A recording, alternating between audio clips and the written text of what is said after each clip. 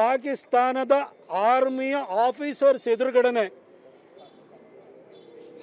9 ಮತ್ತು 10ನೇ ತಾರೀಕು ರಾತ್ರಿಗೆ ಬೆಳಗಿನ ಜಾವ 2:30ಕ್ಕೆ ಆರ್ಮಿಯ ಜನರಲ್ ಆಗಿರುವಂಥ ಆಸಿಮ್ ಮುನೀರ್ ನನಗೆ ಕರೆಯನ್ನು ಮಾಡಿ ಪಾಕಿಸ್ತಾನದ ಮೇಲೆ ಇಂಡಿಯಾದವರು ಮಿಸೈಲನ್ನು ಹಾಕಿದ್ದಾರೆ, ಏರ್ ಸ್ಟ್ರೈಕನ್ನು ಮಾಡಿದ್ದಾರೆ ಅಂತ ನನ್ನನ್ನು ಎಬ್ಬಿಸಿದ್ರು ಅಂತ ಹೇಳ್ತಿದ್ದಾರೆ. ಇನ್ಯಾವ ಸಾಕ್ಷ್ಯ ಬೇಕು ಸರ್? 2008 ಕೂಡ ತುಕಾರಾಮ್ ಓಂಬಳನೆ ಅಜ್ಮಲ್ ಕಸಬನ್ನು ಹಿಡಿದು ನಿಮಗೆ ಸಾಕ್ಷ್ಯ ಕೊಟ್ಟಾಗಲೇ ಪಾಕಿಸ್ತಾನದ ವಿರುದ್ಧ ನೀವು ಹುಲ್ಕಡ್ಡಿ ಎತ್ತಲಿಲ್ಲ. ಇವತ್ತು ಮೋದಿಯವರು ದಾಳಿ ಮಾಡಿರೋದಕ್ಕೆ ಪಾಕಿಸ್ತಾನದವರೇ ಸಾಕ್ಷ್ಯ ಕೊಡ್ತಾ ಇದ್ದಾರೆ.